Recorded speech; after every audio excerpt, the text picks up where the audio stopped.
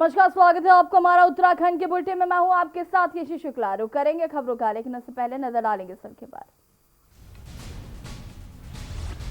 साल के अंत तक हरिद्वार के 602 गांवों के ग्रामीणों को मिलेगा संपत्ति का स्वामित्व। 20 गांवों में योजना के 5वें चरण के तहत ड्रोन सर्वे का काम पूरा।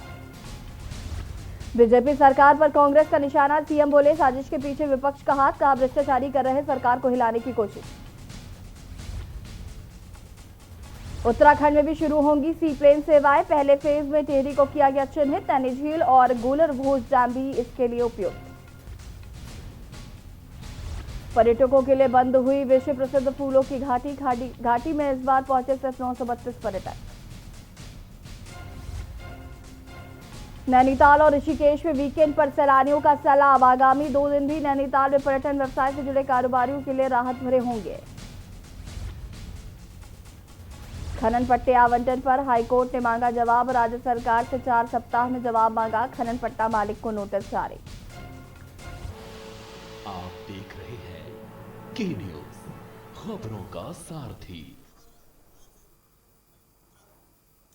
बुलेटिन की शुरुआत करेंगे बड़ी खबर से। उत्तराखंड में मौसम ने बदला मिजाज। यमुनोत्री और गंगोत्री धाम में अब बढ़ने लगी है ठंड। बड़ी खबर आपको बता रहे हैं, उत्तराखंड में मौसम ने बदला है मिजाज। यमुनोत्री और गंगोत्री धाम में अब ठंड बढ़ने लगी है। उत्तरकाशी में आसमान में दिखने लगे हैं बादल। तापमान में भी आने लगी है गिरावट। यमुनोत्री गंगोत्री धाम में बढ़ रही श्रद्धालुओं की संख्या आने वाले सीजन में काफी बढ़ सकती है।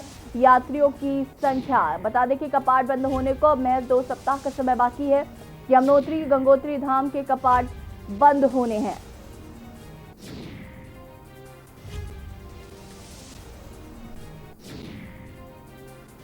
यमुनोत्री गंगोत्री धाम के कपाट बंद होने हैं और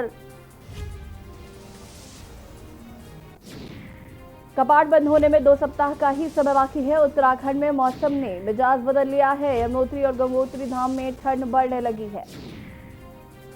उत्तरकाशी में आसमान में बादल दिखने लगे हैं। तापमान में भी आने लगी है गिरावट।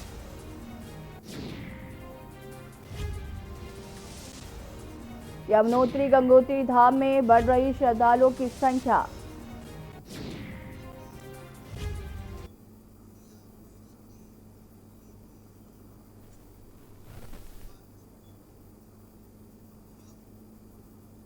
खबर देहरादून से है, जहां के पुलिस लाइन में राष्ट्रीय एकता दिवस पर नैतिक परेड कार्यक्रम का आयोजन किया गया। कार्यक्रम में मुख्य अतिथि के रूप में सीएम त्रिवेंद्र सिंह रावत ने शिरकत की।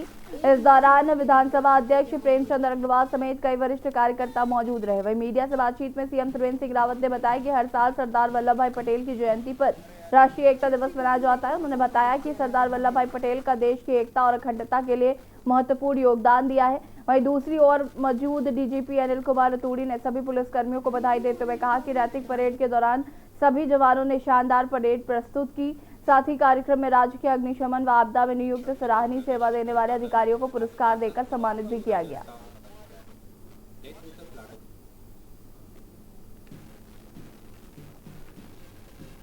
उसमें भी माननीय महोदय ने अपनी महत्वपूर्ण भूमिका निभाई। पुनः हार्दिक स्वागत और अभिनंदन करते हैं माननीय मुख्य अतिथि महोदय का।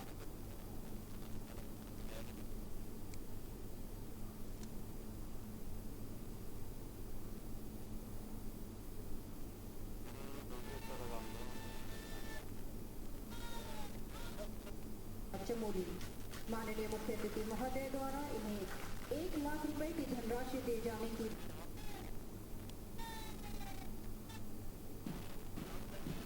आज सरदार वल्लभ भाई पटेल जी की जन्म जयंती है। पहले हम उनको श्रद्धापूर्वक याद करते हैं, स्मरण करते हैं। और सरदार वल्लभ भाई पटेल ये देश की एकता और अखंडता के लिए उनके याद को हम स्मरण करते हैं, उसको चिरस्थायी बनाना चाहते हैं। क्योंकि किसी भी देश को अगर एक रहना है, एक रखना है, तो ऐसे महापुरुषों का संदेश और उनका जो योगदान है उसको हम याद करते हैं। उसी स्मृति के रूप में आज यहाँ पर अपने राज्य के पुलिस बल के कुछ जवानों को भी सम्मानित किया गया।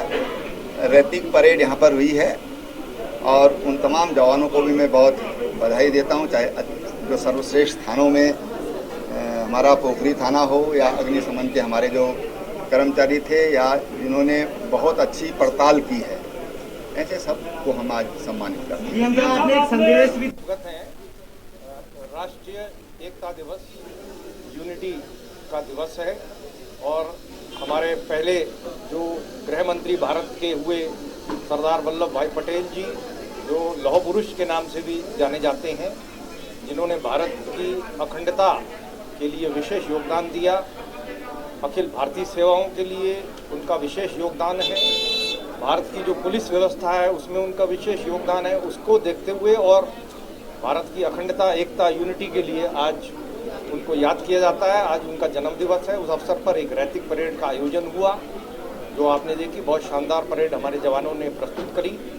मैं इस अवसर पर श्री पटेल जी के जन्म दिवस पर उनको श्रद्धा सुमन करता हूं और अपने जवानों को, फोर्स को बहुत बधाई देता हूं कि उन्होंने बहुत अच्छी परेड करी और जो दौरान कोविड के उन्होंने काम किया है वो भी एक राष्ट्रीय एकता में, अखंडता में बहुत बड़ा योगदान है। मैं सबको बधाई देता हूं और उनको भी बधाई देता हूं, उन अधिकारियों, कर्मियों को जिन्हें आज पदक और पुरस्कार मिले, और आशा करते हैं कि हम जन सेवा में इसी प्रकार लगे रहेंगे। खबर देहरादून से है, जहां मुख्यमंत्री त्रिवेंद्र सिंह रावत के भ्रष्टाचारी होने के आरोप में मानव सियासत में बवाल लाना शुरू कर दिया है। आपको बता दें कि हर कोई इस मुद्दे को उठाकर कहीं ना कहीं अपने राजनीतिक में फायदा उठाने में लगा हुआ है। वहीं दूसरी तरफ सरकार भी अपना दामन साफ करती नजर आ रही है, जिसके चलते आम आदमी पार्टी के प्रदेश प्रवक्ता रविंद्र सिंह आनंद ने प्रेस वार्ता कर मुख्यमंत्री पर आरोप लगाए कि मुख्यमंत्री जनता को बेवकूफ बना रहे। रविंद्र सिंह आनंद ने मुख्यमंत्री को सीधा कमजोर करार बताते हुए कहा कि मुख्यमंत्री डरपोक हैं।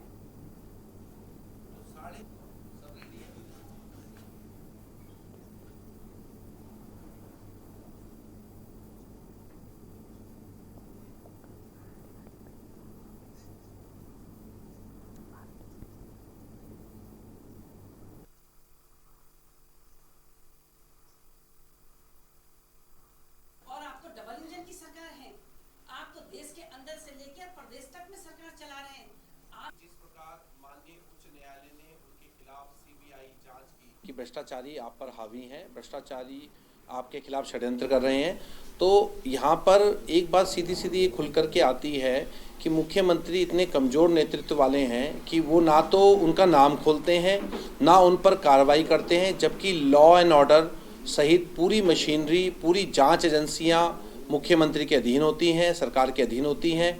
फिर भी वो उनके जो उन्होंने षड्यंत्रकारियों की बात की है, ना तो वो उनके नाम खोलते हैं, ना उन पर कार्रवाई करते हैं।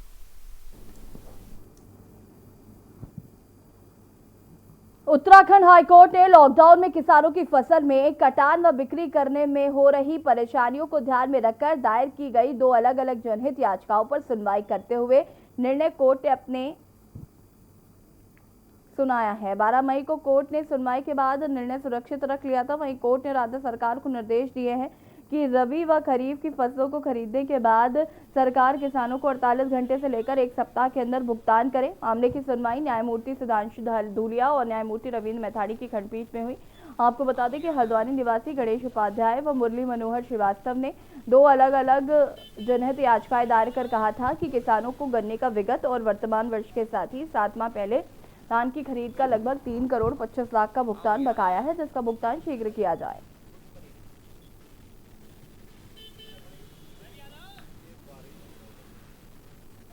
नैनीताल की हाईकोर्ट की डबल बेंच की खंडपीठ में माननीय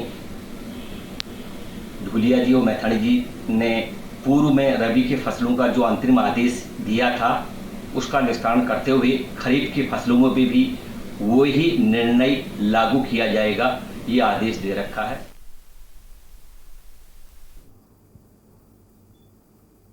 उधम सिंह नगर के रुद्रपुर में बीते दिनों हुए पार्षद हत्याकांड का पुलिस ने खुलासा कर दिया है और पार्षद हत्याकांड के मामले में पुलिस ने एक शूटर को उत्तर प्रदेश के अलीगढ़ से गिरफ्तार भी किया है, जबकि घटना के मुख्य आरोपी पूर्व सभासद राजेश गंगवार सहित 6 आरोपी अभी भी फरार हैं। आपको बता दें कि नगर निगम वार्ड नवंबर 13 रुद्रपुर के भाजपा समर्थित पार्षद प्रकाश धामी की 12 अक्टूबर को दिन दहाड़े गोली मारकर छूटरों द्वारा उनके घर पर हत्या कर दी गई थी। घटना का वीडियो पास में लगे सीसीटीवी कैमरे में कैद हो गया था।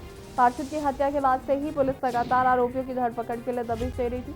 पार्षद हत्याकांड के खुलासे के लिए पुलिस द्वारा एसओजी सहित 14 टीमों को लगाया गया था, जिसमें पुलिस ने एक शूटर राजकुमार उर्फ बिट्टू को अलीगढ़ उत्तर प्रदेश से गिरफ्तार किया। बहरहाल अभी इस हत्याकांड में 6 आरोपी फरार हैं। पुलिस टीम लगातार दबिश दे रही है। तो अभी फरार आरोपियों को पुलिस गिरफ्तार कर लेगी।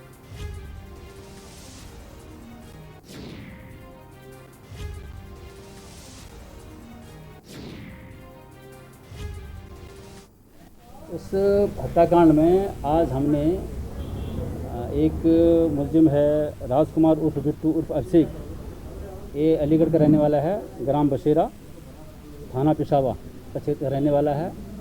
इसके बहुत लंबा चौड़ा आपराधिक इतिहास है। इसको कल शाम को अलीगढ़ क्षेत्र से हमारी टीम ने पकड़ा है और पूछताछ की गई। पूछताछ करने पर जो है इसमें इस पूरे घटनाक्रम में जो भी हमारे पास अन्य साक्ष्य उपलब्ध हैं, इसमें एक तो अन्नू गंगवार, उसका बड़ा भाई जो राजेश गंगवार, दिनेश शर्मा जो सिद्धार्थगंज का रहने वाला है, ये 3 इसमें इन्वॉल्व हैं, ये षड्यंत्रकारी हैं। इसके साथ साथ इसमें अंतर्राज्यीय गैंग के अन्य 3 अपराधी हैं इसमें इन्वॉल्व। उनको भी हमने बहुत उनके संबंध में बहुत महत्वपूर्ण जानकारी हमने प्राप्त कर ली है। लालकुएं में वाल्मीकि समाज के लोगों ने सादगी के साथ वाल्मीकि जयंती मनाई। कोविड-19 को ध्यान में रखते हुए सादगी के साथ वाल्मीकि जयंती मनाई गई। कई सालों से शहर में बड़ी धूमधाम के साथ वाल्मीकि जी के नारे और ढोल नगाड़ों के साथ शहर में उसका जुलूस निकलता था, पर इस बार जयंती बिना शोर शराबे के मनाई गई।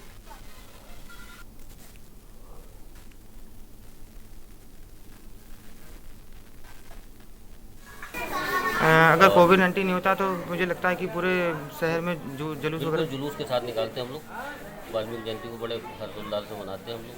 पूरे लालकुआ शहर हमारे साथ मिलकर वाल्मीकि जयंती मनाता है। क्या प्रेरणा है वाल्मीकि जी की लोगों के प्रति? भगवान वाल्मीकि जी ने 14,000 वर्ष पहले रामायण को लिखा था और ये हिंदुओं को सभी के प्रेरणा स्रोत हैं।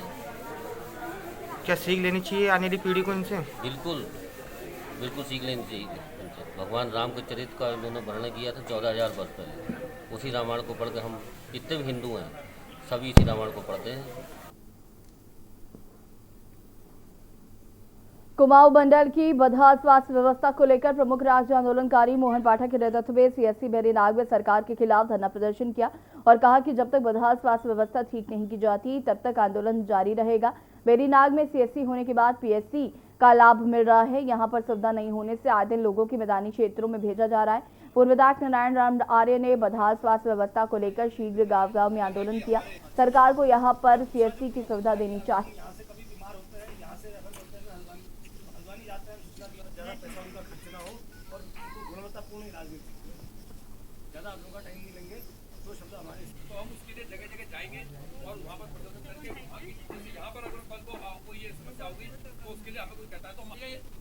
अल्ट्रासाउंड मशीन होनी चाहिए, एक्सरे मशीन होनी चाहिए और इन सब अस्पतालों की रीढ़ की हड्डी जो है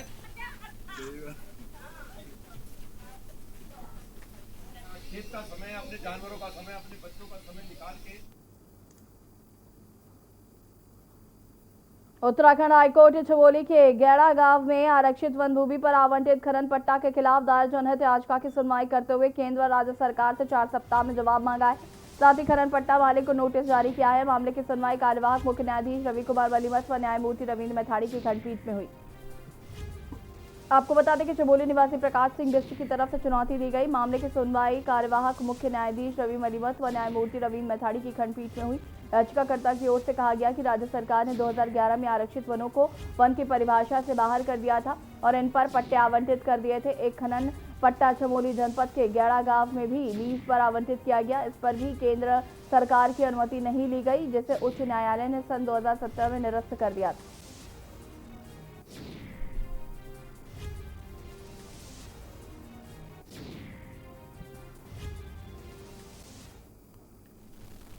वन संरक्षण अधिनियम 1980 की धारा 2 का उल्लंघन कर ग्राम गौड़ा तहसील व जिला चमोली में आवंटित खड़िया खनन के पट्टे को आज माननीय न्यायालय के सम्मुख चुनौती दी गई। आज माननीय न्यायालय के सम्मुख दशौली रिजर्व फॉरेस्ट में वन अधिकारियों की मिलीभगत से हुए अवैध वृक्षों के पातन का भी मामला रखा गया।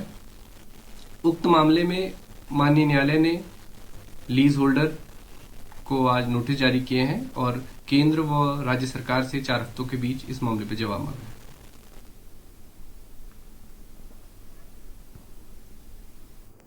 और यहाँ पर वक्त हो गया छोटे से ब्रेक का, जल्द हाजिर होंगे।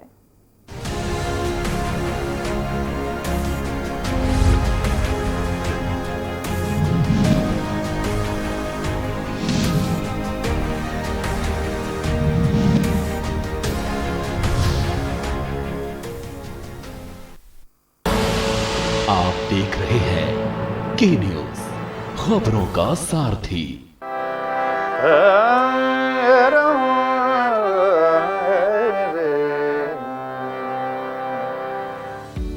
घंटों रियाज करना पड़ता है एक ब्लॉकबस्टर गाना बनाने के लिए, लेकिन डेंगू जैसी बीमारी को हराने के लिए हमें बस 10 मिनट निकालने हैं। एक सिंपल सा काम करना है। दिल्ली सरकार द्वारा डेंगू के खिलाफ चलाए जा रहे कैंपेन को फॉलो करें।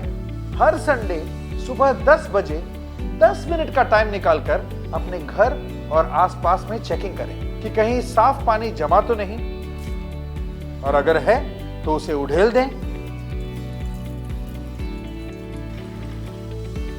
बदल दें या उसमें पेट्रोल या तेल डाल दें। वैसे 10 मिनट में मेरे 2 गाने सुनते हुए भी आप ये काम कर सकते हैं। 10 हफ्ते 10 बजे 10 मिनट हर रविवार, डेंगू पर वार।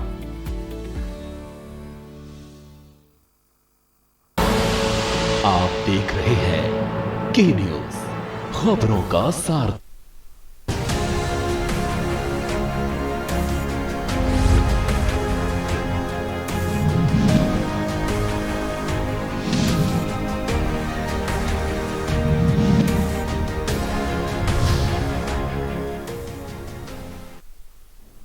ब्रेक के बाद एक बार फिर से आप सभी का स्वागत है। खबर सितारगंज से है। वरिष्ठ कांग्रेसी नेता एवं सामाजिक कार्यकर्ता लता कुमार आर्य ने किसानों की समस्या पर प्रेस वार्ता कर धान तोल पर हो रही अनियमितता और परेशानियों पर अपनी बात रखी। लता आर्य ने कहा कि पूरे देश में किसान हैरान व परेशान है। पहले सरकार किसान विरोधी बिल ले आई, जिससे देश भर के किसान विरोध जताने सड़कों पर उतर आए। कोरोना महामारी के बाद बर्बाद अर्थव्यवस्था को पटरी पर लाने के लिए एक कृषि एकमात्र विकल्प था। कांग्रेस नेता ने कहा कि यूपी के पोर्टल पर खरीद बंद है। 72 घंटे में पेमेंट किसानों के खाते में नहीं आ रहा है। धान का मूल्य लागत से भी नीचे आ गया है। किसानों को बहुत बड़ी समस्या का सामना करना पड़ रहा है। सरकार को धरातल पर कार्य करने की आवश्यकता है।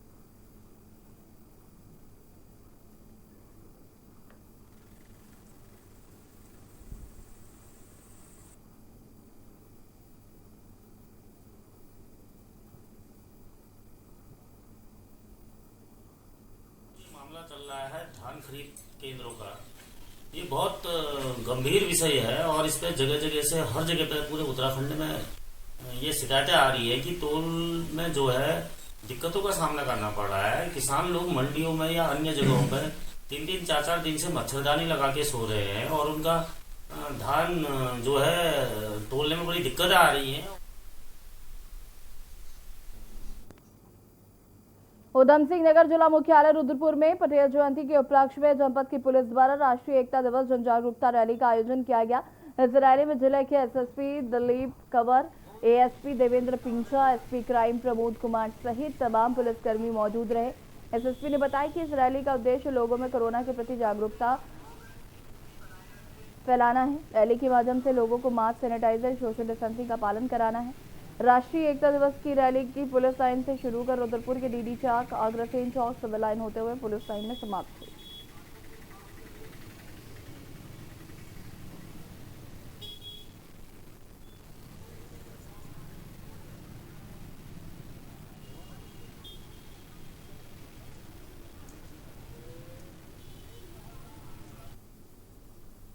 खटीमा के खेतल संडा में भूमाफियाओं ने सरकारी 9 बीघा जमीन पर प्लॉटिंग कर बेची। मामले में का खुलासा तब हुआ जब प्रशासन ने अतिक्रमण की जद में आए गरीब लोगों के रहने के लिए जमीन आवंटित की। जानकारी के मुताबिक 50 से अधिक लोगों को सरकारी जमीन जनजाति दिखाकर स्टाम्प पे बेच दिया गया, जिसके बाद घर बनाने में अपनी मेहनत से प्लॉट खरीदने वाले लोगों में हड़कंप है।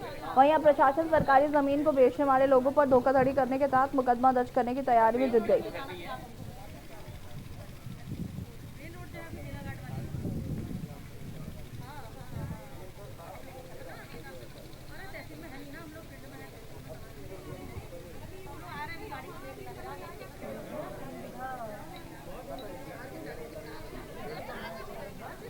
जो सरकारी ज़मीन बताई जा रही है, ये 30-40 साल से जो है इसको गांव वाले कमाते रहे हैं और लगातार ये कृषि क्षेत्र रहा है, यहाँ पर जो है वो कृषि करते रहे हैं। उसके बाद उन्होंने कुछ लोगों ने यहाँ पर जो है प्लॉटिंग कर दी है, लोगों ने अपना जो है प्लॉट खरीदे हैं, यहाँ पर मकान बनाने की तैयारी चल रही है, कुछ मकान यहाँ पर बन भी चुके हैं। अब प्रशासन द्वारा जो अतिक्रमण हटाया जा रहा है बाज़ार में, उनको हटा के जो है यहाँ पर कुछ परिवारों को बसाने की योजना चल रही है। हम यहाँ पर हमारी ये 9 बीघा के लगभग की सरकारी भूमि है जो बंजर श्रेणी में दर्ज है खतौनी में, और इस पर संज्ञान में आया था कल कि कुछ लोगों के द्वारा जो है इसको प्लॉटिंग करके इसे अन्य लोगों को बेच दिया गया है। और उसी के क्रम में हम लोग आज यहाँ पर आए हुए हैं, तो लोगों को शिकायत भी इनकी मिल रही है कि भाई इस प्रकार से इनको जो है प्लॉट करके इसको थारू ज़मीन दिखा के या इसकी स्टाम्प पे इसको बेच दिया गया है। तो उसकी जांच कराई जा रही है और लोगों से स्टाम्प की कॉपी ली जा रही है कि जिसके द्वारा इनको ये जो है इनको धोखाधड़ी करके सरकारी ज़मीन बेच दी गई है।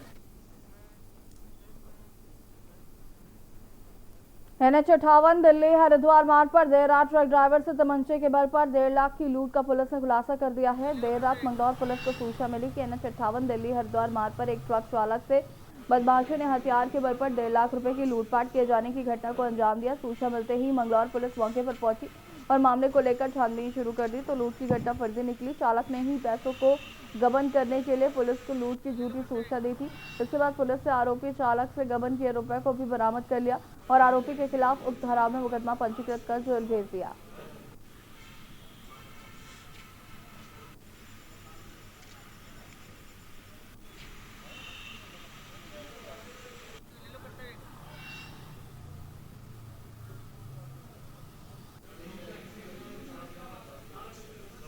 सूचना मिली कि यहाँ पे लूट हो गई है नारसन बॉर्डर के पास, तो पुलिस जो है वहाँ पे गई, तो उससे हमने पूछताछ की तो पाया गया कि वहाँ पे तमंचे के बल पे 1,50,000 रुपये की लूट हो गई है। उसमें हमने जब आगे जांच की तो ये पाया गया कि जिसने हमें सूचना दी, जो ट्रक ड्राइवर था, वो उसी ने जो है पैसे का गबन किया। हमने ट्रक उसी के कहने पे जो हमारा 1,48,000 रुपये बरामद हो गए और उसके बाद उसने बताया कि 2,000 रुपये तेल में चले गए। उत्तराखंड में कांग्रेस किसान अधिकार दिवस के दिन धरने पर बैठे। आपको बता दें कि पूरे प्रदेश में जिला और ब्लॉक मुख्यालयों पर कांग्रेस धरना दे रही है।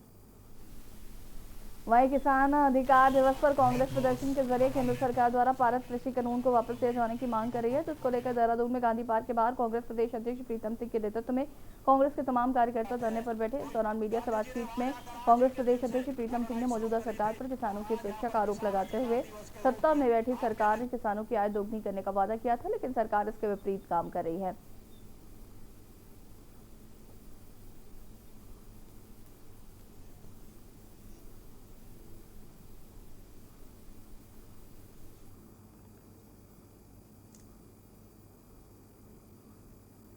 उत्तराखंड के बुलेटिन में फिलहाल इतना ही। देखते रहिए के न्यूज़ इंडिया। नमस्कार।